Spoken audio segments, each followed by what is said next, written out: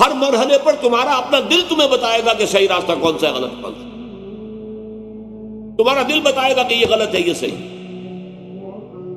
بعض معاملات میں حضور سے جب لوگ سوال کرتے تھے آپ جواب دیتے تھے استفت قلبک، اپنے دل سے فتویٰ مانگ لو بھائی، تمہارا دل بتا دے گا کہ یہ صحیح ہے یا غلط ہے۔ لیکن یہ کس کا دل؟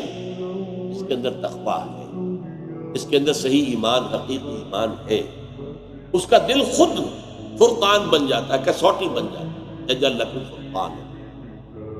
بلکہ ایک الفاظ یہ بھی آئے ہیں استفت قلبک ولا افتاک المفتی، چاہے مفتی تمہیں فتویٰ دے بھی دے کہ ہاں یہ جائز ہے، لیکن اگر تمہارا دل یہ کہہ رہا نہیں جائز نہیں ہے تو ہرگز مفتی کا فتویٰ نہ ماننا، اپنے دل کا فتویٰ ماننا۔